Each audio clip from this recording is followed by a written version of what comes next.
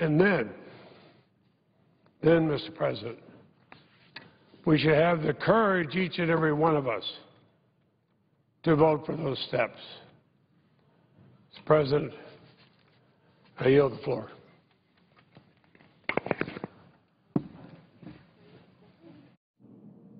It's closed. Under the previous order, the Senate will proceed to the consideration of H.R. 1, which the clerk will now report. Calendar number 14, H.R. 1, an act making appropriations for the Department of Defense and so forth and for other purposes.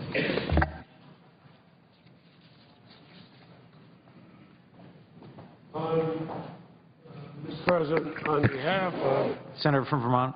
Mr. President, on behalf of Senator Inouye, the chair of the Senate Appropriations Committee, the clerk has reported the bill. Is that correct? The senator is correct.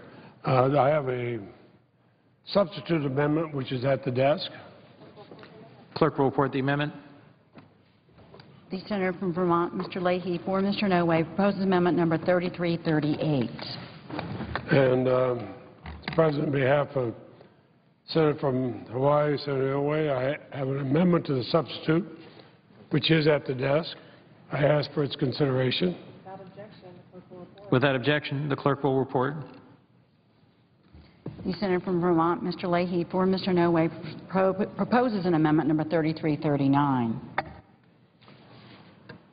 Mr. President, I'm going to speak briefly on this in just a moment, but in the meantime, I will suggest the absence of the quorum, but I will call it off very quickly.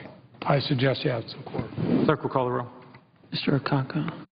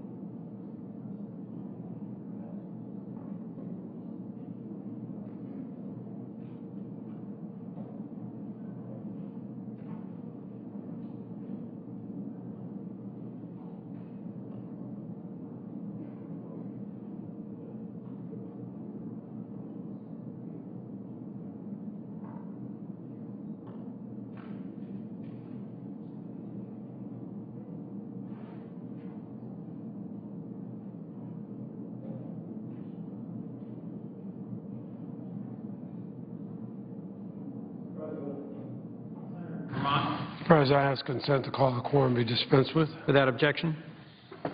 Mr. President, on behalf of the distinguished chairman of the Senate Appropriations Committee, Senator Inouye, I'd like to introduce and have introduced an emergency supplemental and disaster aid bill. This is to respond to the devastation brought by Hurricane Sandy. The eyes, ears, and hopes of tens of millions of our fellow Americans who are in the storm's path are now trained upon the United States Senate and with us in this effort, as well as the goodwill of the entire nation. I say that because in my almost 38 years here, I've been on this floor time and time again, different presidents, sometimes in the majority, sometimes in the minority, where there have been devastations in different parts of this country. In every single instance, senators come together to provide relief to those hit by whether it was hurricanes, tornadoes, fires, earthquakes, or anything else. Now, Superstorm Sandy was remarkable, and I use that in the broadest sense of the word. It hit the East Coast 7 weeks ago. And when it did, it swelled to become the largest Atlantic hurricane in history, hundreds of miles wide, much wider than my own state of Vermont. Its reach was greater than even that of Hurricane Katrina along the Gulf Coast. Sandy claimed the lives of more than 120 of our fellow Americans. It destroyed more than 340,000 homes and 200,000 businesses. More than 8.5 million families were without power in 15 states in the District of Columbia. The scale of the damage is almost hard to fathom. I remember seeing the damage caused by Irene last year, including the devastation from which my home state of Vermont is still recovering. And because of that, my involvement in that, I'm acutely aware of the need for a rapid and unified response from federal, state, and local authorities to meet the needs of so many of our fellow American citizens. As of last week, the Homeland Security Subcommittee reports that the federal government has already provided over $2.7 billion in relief to FEMA, Small Business Administration, Department of Agriculture, Department of Transportation, the Department of Health and Human Services, and other agencies. As of today, 12 states have active major disaster emergency declarations as a result of Sandy. There's no question it's going to cost billions to rebuild these devastated communities. Mr. President, anybody who's seen them, no, they are devastated. It's a word we sometimes use too easily, but when you have whole downtowns, block after block, homes that people have lived in, sometimes for generations. It was their parents' home or their grandparents' home, and now it's kindling wood.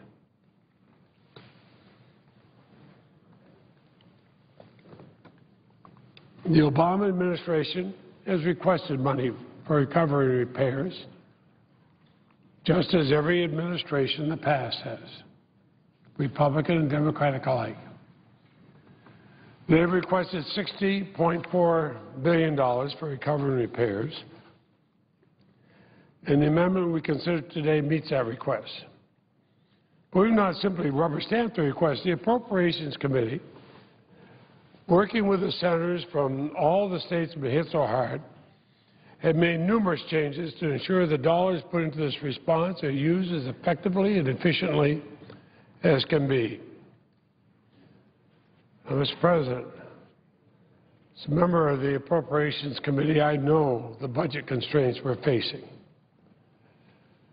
And the Appropriations Committee has done its best to allocate the funds in such a way that states will have the flexibility required to respond to the individual needs of their citizens, while at the same time reducing the possibility for waste or fraud or abuse. Senator Landrieu, who's on the floor, she's the chair of the Homeland Security Subcommittee. Well, this is a senator who is no stranger to tackling the incredible challenges of responding to and recovering from natural disasters of this scale. I know she's going to speak in a short while here, but we all know that Louisiana is still rebuilding from the catastrophes of Hurricanes Katrina and Rita. And Senator Landrieu, both as an individual senator and from her position as chair, has worked tirelessly ever since our state and others recovering from storms and other calamities. I know how hard she works because she stepped in to help Vermont when we were in a similar situation last year. An example, I might say, Mr. President, how even states that are not hurt help those that are. It's always been our tradition in the Senate. In this supplemental, she's worked to incorporate that experience into vital emergency funding for FEMA and other disaster relief programs. Since the supplemental we consider today contains funding that is going to help millions of Americans recover from this terrible storm, I wanted to highlight a few specifics. We include $10.8 billion in emergency relief for public transportation systems. This is not a rural area. It's not like rural Vermont. We understand that public transportation especially in this area, is necessary for millions of Americans, millions, to function day by day. It's especially vital around New York City. The subway and bus systems in New York and New Jersey allow people to get to work, students go to school, and the resources of Supplemental help pay for the repair and restoration of some of the most heavily used public transportation systems in the country. Just as importantly, it's going to help fund projects to help public transportation prepare for and resist future storms. Because, Mr. President, as much as we'd like to think there will be no future storms, every one of us know there will be future storms. Supplemental recommends $812 million for the Small Business Administration. Every one of us know that small businesses are essential to the American economy. They're responsible for employing about half of all workers in America. So the amount will help fund the SBA's disaster loan program, helping small local businesses recovering from physical damage to their storefront operations, as well as in recovering from economic losses suffered when they had to close their doors during Hurricane Sandy. We've seen the devastation in iconic neighborhoods in places like the Jersey Shore or Staten Island, Long Island, neighborhoods that are destroyed by the storm or by the fires that followed. So many of the businesses destroyed in these communities are mom-and-pop operations, small businesses like the one my mother and father ran. They simply cannot afford to reopen without federal disaster assistance. And they need the loans, but more importantly, they need the loans now, not 6 months from now. I point out especially a number of these are shops that make their living during the summer beach season. They want to be able to open by Memorial Day. I can tell you, Mr. President, as one who has seen how long it takes to reopen after a disaster like this, Memorial Day is tomorrow for these people. They need the loans today. And we've recommended $500 million for the administration for Children and Families Social Services Block Grant. Be used primarily for child care services, for reopening damaged child care facilities. But also, Mr. President, and we have to understand how important this is, mental health services for both children and adults who have gone through this disaster and probably seen members of their family lose their lives. Another $100 million will pay for repairs to Head Start facilities affected by Hurricane Sandy. These provide essential education and health services to low-income pre-kindergarten children. And we all know that interruptions in programs like these are detrimental to the development of the children, but also the families they serve. So we can't wait to rebuild these centers. We can't wait to provide essential health services to those who have lost so much. If you have a health need, you can't say, well, we'll get back to it in a few months. Your health need is today. Now, I've heard two arguments against moving emergency supplemental as quickly as possible. I found them surprising. The first is that the cost of this bill should be offset with cuts to other programs. This is the same argument we heard last year when we needed emergency funding to respond to Hurricane Irene. Well, it made no sense a year ago. It makes no sense today. It'll make no sense tomorrow. The suggestion that we should cut funding from base budgets of departments and agencies that are carrying out the essential functions of our government in order to pay for an unanticipated natural disaster, that's absurd. Mandating offsets means cutting funding from law enforcement to pay for replacing a vital roadway destroyed by Sandy. It means cutting funding for education through Head Start in order to provide clean drinking water to those who have been left with nothing in the wake of Sandy. You know, the point is obvious. These are emergencies. That's why they're called emergencies. We don't do offsets to pay for emergencies. I think what Chairman Inouye has said, and he said it so many times, again with Republican or Democratic administrations, quote, "It has long been the tradition of the Congress to approve disaster assistance without need for offset." And then he continued, "Others will likely come to the Senate floor to challenge that remark. However, in the case of disaster assistance, I challenge my colleagues to review all appropriations bills for the past decade and find a single instance where the committee paid for disasters by rescinding funds from other programs."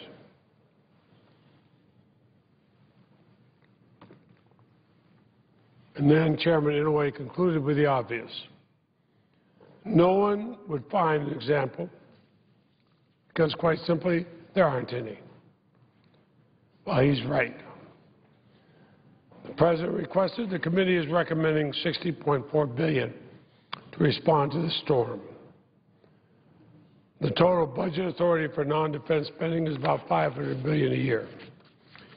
Using the logic that all emergency spending should be offset with cuts to discretionary spending means if we just see 7 more disasters, well then I guess we eliminate every single agency, department, and program except the Pentagon.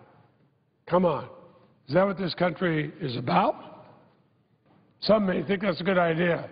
Eliminate all government. Because they won't have any road to drive on to go to state their beliefs. The rest of America disagrees. I've also heard discussion to take a down payment approach to the supplemental. Do a little and come back next year. Well, that sounds familiar. I remember hearing a lot of it last year. Talk to the person whose house has been destroyed. And it's a week before the Christmas season. And it's getting cold. Tell them. We senators, it's true, we all live in comfortable homes. We work in a place that hasn't been touched. But we think you should wait and come back later next year. I would defy any member of this body to say that directly to one of the firefighters who saw their home destroyed, or the senior citizen who saw their home destroyed, or the person who's worked all their life to build up their business and saw it destroyed. No, they want to recover now, not when a Congress that has not been known to move very rapidly of late to get around to doing something for them. After all, we're asking homeowners to rebuild so they can go back and provide their own place to live. We're asking businesses to reinvest so they can hire people out of work. They need the assurance that we're going to do our part.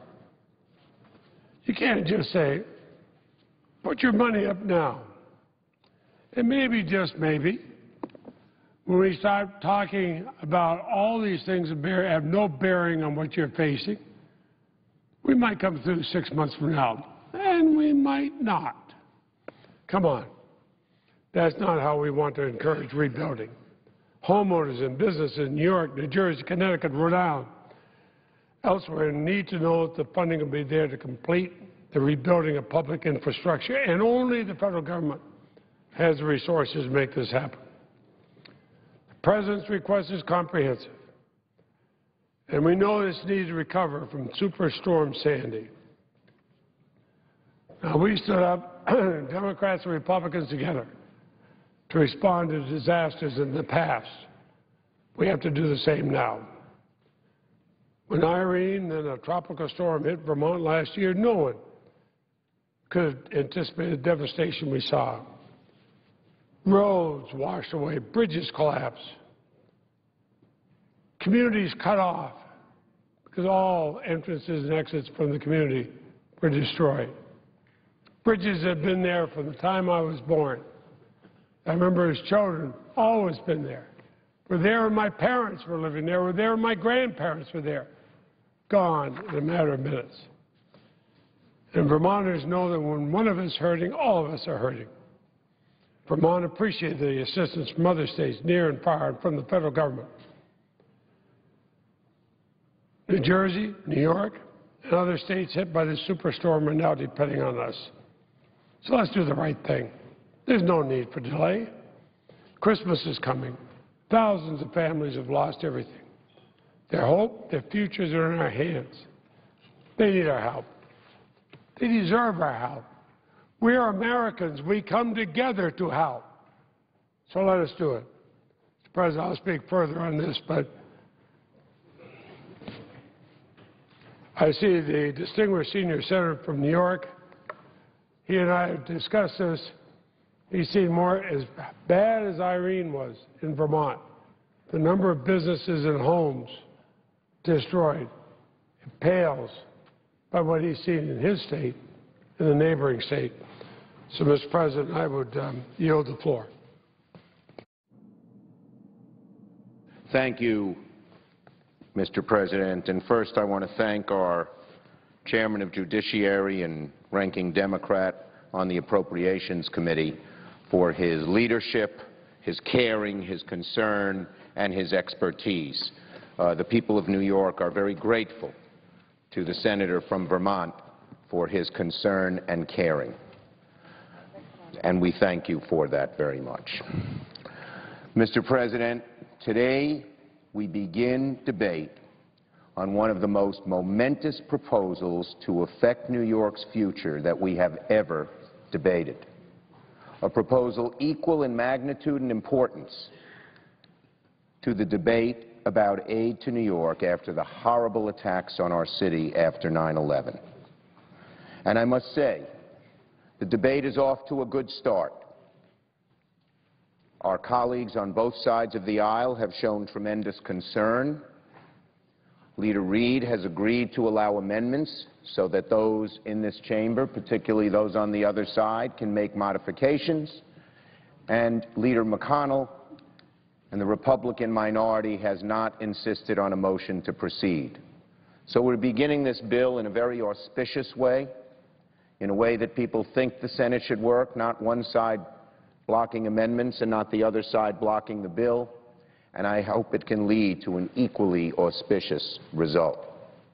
I rise today to discuss the greatest natural disaster in the history of my state and the importance of passing the President's request, the President's full request for supplemental disaster aid.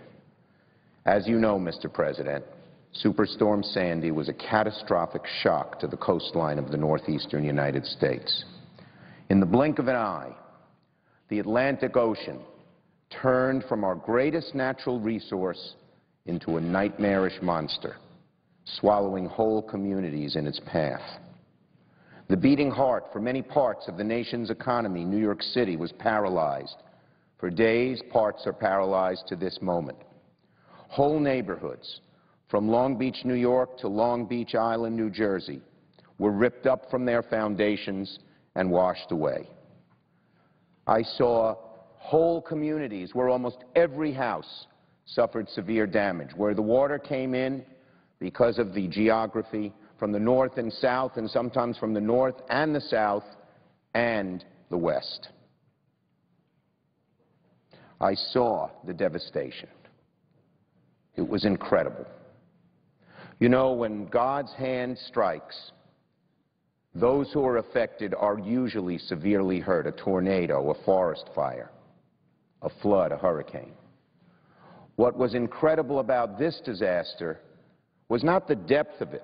We've all seen the depth of tragedy from natural disaster with our constituents, but was the combination of the depth and the breadth. It wasn't just one small area that a tornado, say, lighted down and then left. It was a huge swath of territory, all flooded by a perfect storm, a huge nor'easter that combined with a tropical storm, a full moon, and high tide. Experts had said the East River, the Hudson River, the Great South Bay would never rise, never, more than 11 feet above its previous record. And in place after place, that record was exceeded, unfortunately, with terrible, tragic consequences to that occurrence. Now, the tragic storm was an unfortunate wake-up call for New York and the rest of the country that we need to do much more at the federal level, the state level, and the local level to prepare, protect, and fortify our vulnerable infrastructure from future storm surge activity. Our region suffered, according to mainstream estimates, nearly $100 billion worth of damage. And that's just the damage that's been measured up to now. We're going to see future damage that has not yet been uncovered, estimated, or even found. Governors Cuomo and Christie requested about $80 billion of recovery and mitigation funds. President Obama called for approximately $60 billion. He scrubbed the proposals of our governors. OMB was very careful. They spent about a week looking over the proposals and tried to narrow it down to the most essential and most immediate needs. Our delegation, Democrats and Republicans from the New York, New Jersey area, believes that $60 billion is a fair starting point. Now, the damage numbers are mind-blowing. Here are a few examples, and this is from New York alone. New Jersey received almost as much damage as New York. Transportation, $7.3 billion. Our subway system, an amazing system. It brings 3.5 million people on and off Manhattan Island every day, the subway and railroad system. Was devastated. Much of it was built over 100 years ago. There was no thought of such floods, and the system was unprotected. Housing, $9.6 billion. 305,000 homes, according to the governor's estimate, have already applied for insurance in New York alone. My good colleague from Louisiana is here, and she has been invaluable in guiding us and helping us and being at our side. She's been through this. She knows better than any other member of this chamber, I dare say, what this kind of disaster can do. But more importantly for us, she knows how to deal with these problems because she's been through it. And she is recommending to us to keep the places where the federal response worked and modify the response at the places where the federal response didn't. And that has been invaluable, and I take off my hat and I speak in behalf of all of us in the Northeast area to you, the chair of the Homeland Security Subcommittee of the Appropriations Committee.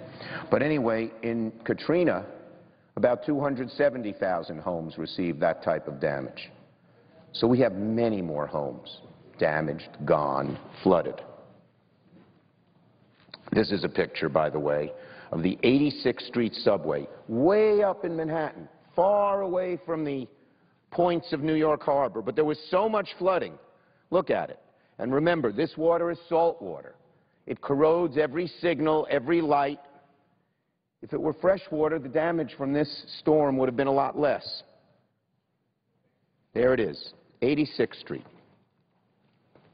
I mentioned homes were destroyed. Here are two examples. President. This is a house on Staten Island. Whole communities, like Midland Beach, were just totally upended. Water, 6, 7, 8, 10 feet high, didn't just go in one street, but 10 streets. The power of the oceans were such. Home after home looks like this. It's incredible. And I've held in my arms these homeowners, children, women, grown men, who are just distraught about the future. And who can blame them, Mr. President? Here's another. In some places, because the salt water created fire in the electrical systems of the house, whole communities were knocked out. In Breezy Point, 101 homes burnt to the ground amidst the rain and the wind because the water systems, when the electricity failed, the firefighters couldn't pump. And the fire spread from house to house to house. There's a shrine here. It's a statue of the Virgin Mary. It was the only thing left in this whole area. And now people come and place flowers and pray and meditate by that statue. Incidentally, one of the homes that was destroyed was that of our Congress member, Congressman Turner of Brooklyn and Queens, Republican of Brooklyn and Queens, whose home was destroyed out in Breezy Point. Utilities, $1.5 billion.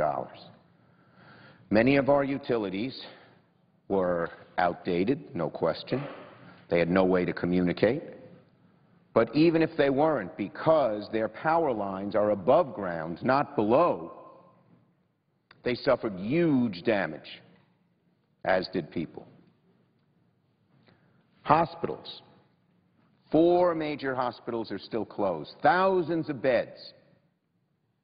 They range from Long Beach Hospital, a hospital that serves a local community that's right on the waterfront, to NYU, New York University Hospital, one of the great research and teaching facilities in America, which alone lost over $1 billion of equipment.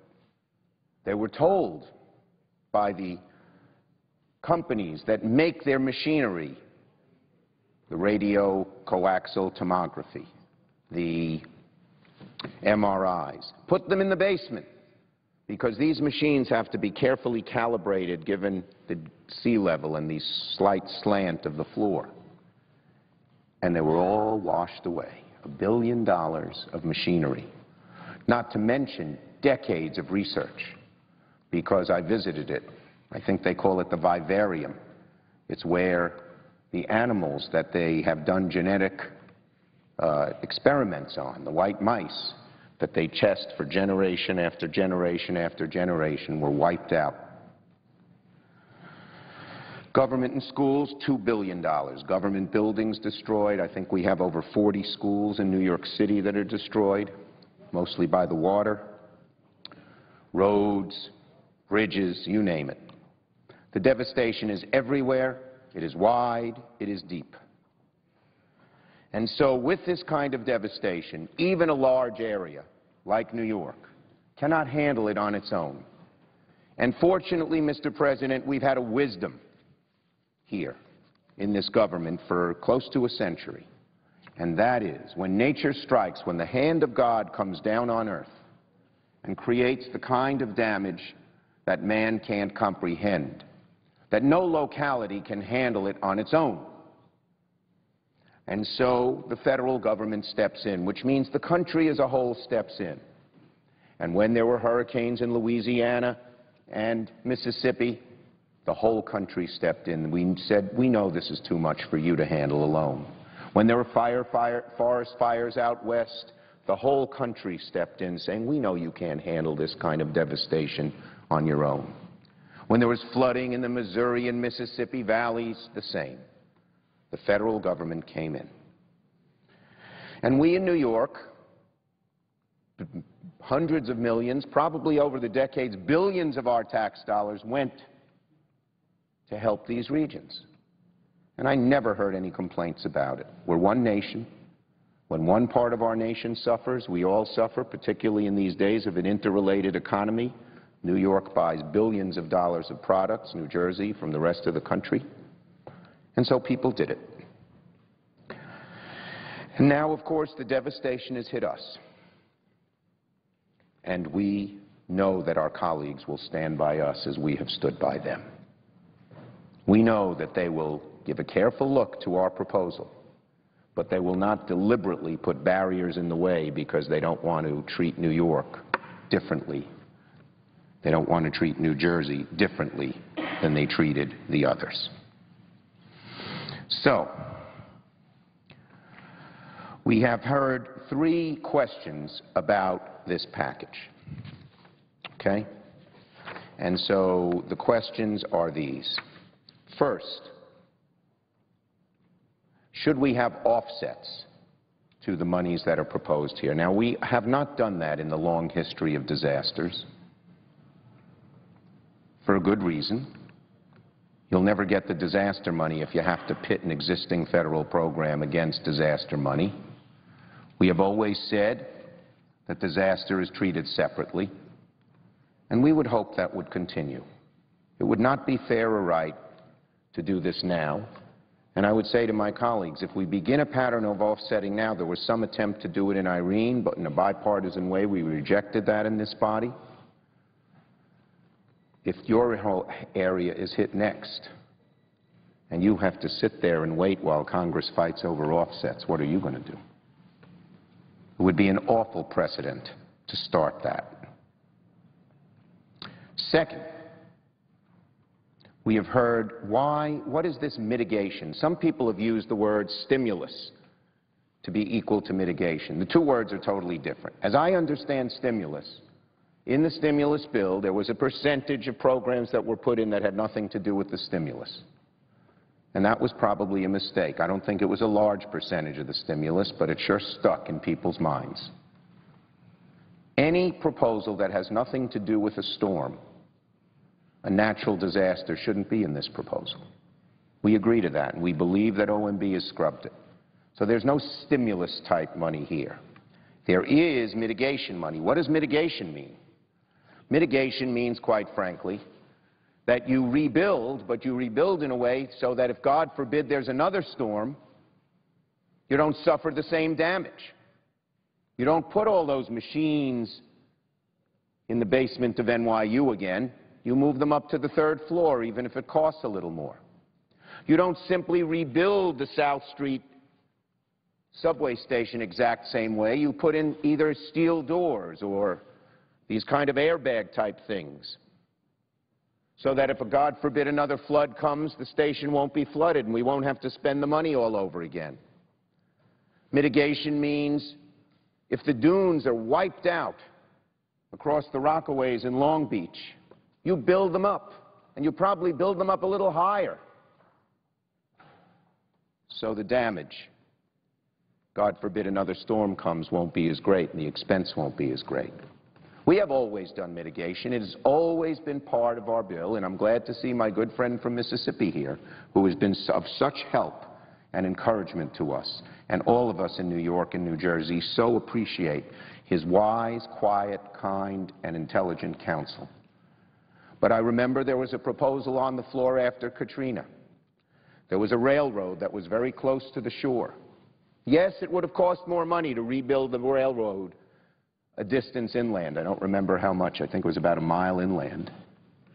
And it cost about $700 million more to do, and Senator Cochran and Senator Lott made the argument on the floor. It made sense to me, and I voted for it, and I think all of us in the Northeast did. So mitigation makes sense. And then the third argument we've heard, which is probably the one gaining the most weight now, is let's just spend a year of this money now and we'll see what happens later. That would be nice, but there are three things wrong with that. First, sort of esoteric. It's the way we budget. We have outlays and we have budget authority. And while the outlays may not be great for this year, because not all the money will be spent, we've always had budget authority that recognizes that things take more than a year to build. And to cut back on the budget authority, not the outlays, would be against the way we budget around here, and a new double standard, I think, that will tie us up in knots in the future. Second argument. How can you build a year at a time when many of these projects take more than a year to design, plan, and construct? We have to redo the Brooklyn Battery Tunnel, the largest underwater tunnel in the world, certainly in the country. Are we going to say we'll give you enough money to build a quarter of it today and then come back next year and we'll see if we should build the second quarter? No business would work that way. No government should work that way. Most of these projects need to begin now, but may take more than a year. And to say we're only giving money for the year doesn't make much sense. And third, so that is the second argument against this one-year policy. And third is the way FEMA and many of these agencies work. They don't reimburse you ahead of time. You don't submit a proposal and say, my house needs $80,000 worth of damage, send me the money, FEMA, and then I'll hire a contractor and pay for it. No, no. What FEMA tells governments, individuals, small businesses, it says, you go contract it. We'll approve that that's actually the money that was needed due to the storm, and then we'll pay you. So if we don't have the money there now, how can you expect businesses and homeowners and governments to outlay billions of dollars that are needed in hope that maybe next year we might allocate some money? It'll at best dramatically slow down the growth that or the rebuilding that we desperately need, and it could halt it in its tracks. Now, there has been a CBO study that says that only a small amount of the money will be paid for now. But the CBO study, like many things CBO does, we all know this, was based on very narrow assumptions that don't apply. Let me give you an example. There is $17 billion of CDBG money requested. That's where most of the help, as Senator Cochran and Senator Landrieu learned when they had their problems, goes for the housing and some of the other things, gives a little flexibility to the governments that they need, not a wide berth, but a little more flexibility. CBO said only $75 million of it would be spent this year. Well, that was based on an old program that existed during Katrina. It was based on the fact that many, many, many of those who were hurt in the area, particularly in New Orleans, fled, and it took them months and months to even come back, let alone begin building homes. And it was based not on the new legislation that's been proposed, which allows building to occur quickly and more easily, based on some of the recommendations of my colleague from Louisiana, Senator Landrieu, but on the old stuff. CBO said we will only spend, I believe it is $1.6 billion on transportation this year. The MTA, sorry, $1.8 billion. The MTA has already bonded for $4.6 billion in repairs that they need to make over the next 2 years. So it makes no sense, and I think there's a chart here. No, it says point to chart, but there is none. So I will point to the atmosphere. It just didn't match up to what the MTA's needs were. And when I told the MTA what CBO said, he said, what planet are they on? The FTA is now going to be the spend-out program. That was a recommendation made by the folks from the Gulf states after Katrina. And the MTA, the FTA said it's much better to have a transit agency deal with rebuilding transit than to have FEMA do it. The payout will be much quicker, but CBO based its estimates on the old FEMA model because they don't work on new models. We've learned that in the health care debate and other debates. So the CBO study is wrong, is just wrong. So those are the three arguments made against it, and none of them really hold up. I say to my colleagues, if you can find stuff that's not disaster-related in here, that's a legitimate argument, and we'll look to work with you and scour the package more. But on offsets, on mitigation, and on this idea, let's just give the money needed for 1 year and wait and see what happens in the second year. You just can't rebuild an area if you do those things, most of which are counterintuitive. So, Mr. President, there are a few more points I want to make. New York has to do several things at once. We have to simultaneously rebuild, but we also have to protect against future storms. And to rebuild now makes sense, and to protect makes sense. We can either invest in protections now or we'll pay later. That is vital to know. Second, I'd make the point that within about 2 weeks after Katrina, Congress passed $61 billion in aid. So this idea that we're moving much too quickly is belied by what happened there. Third, on the issue of mitigation, the Stafford Act says that there is a need and an ability to do mitigation.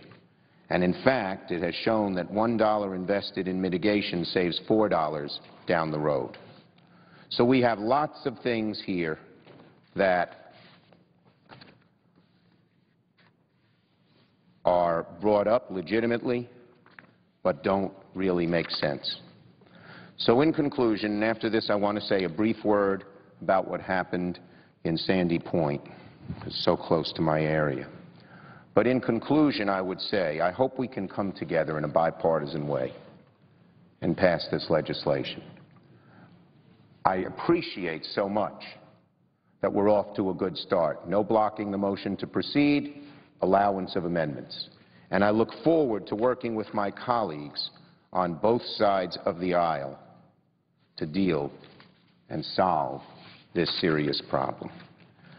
I'm going to be very brief, but I wanted to say a few words, Mr. President, about Sandy Hook. I rise this afternoon to join our nation in grieving for the 28 lives that were lost at Sandy Hook Elementary School in Connecticut on Friday. Words are not sufficient to describe the horror we feel as a nation as the days go by and the events of last week gradually sink in. I see the pictures in the newspapers of these beautiful young children, and you just don't know what to do. There's a lump in your throat.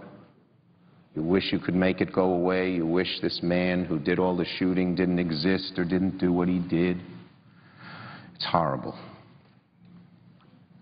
I read about the parents of the 300-400 children in the school who were brought to a firehouse. And as they found their child survived, the names of the parents were called out so they could reunite with their kids, and the numbers grew less and less and less. Can you imagine being in the group that remained? Horrible. Just horrible. And so now today the conversation turns to what do we do about this and what do we do about gun violence? And I believe, Mr. President, we need a new way forward on guns that breaks through the gridlock that has paralyzed us on this issue. We cannot have each side just yelling at each other and accomplishing nothing. We cannot be gridlocked on this issue as we are on others. So both sides need to recognize something. Those of us who are pro-gun control have to realize that there are large parts of the country where guns are a way of life. I know a little bit.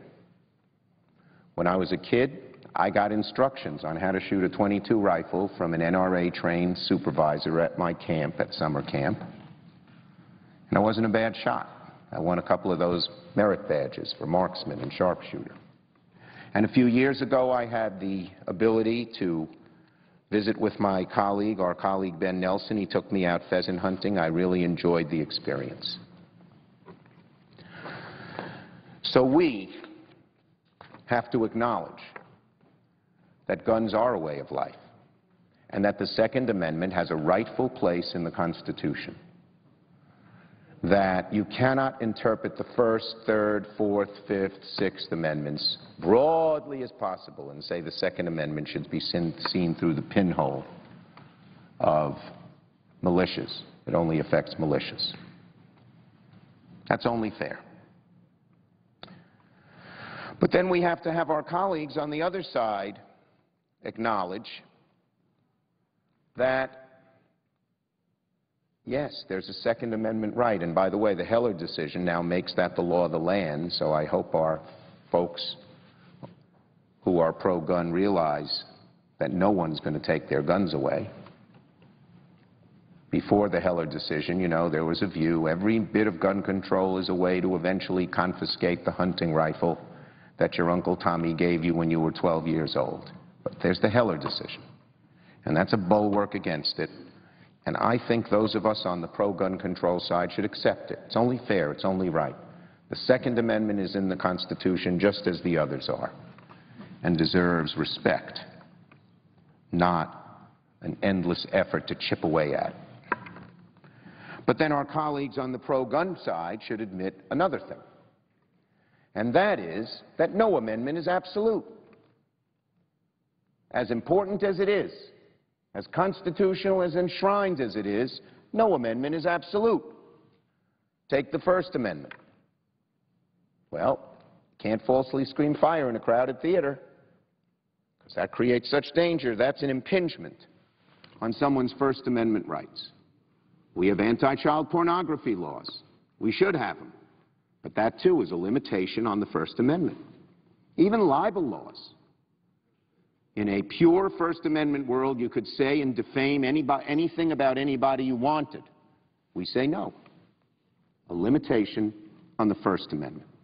Well, just as there can be limitations on the First Amendment, and yet the essence of the First Amendment is preserved, the same should be true of the Second Amendment. I was the author of the Brady Law. I don't think it's interfered with a legitimate owner's right to have a gun in all the years it's been around, while at the same time it saved tens of thousands of lives.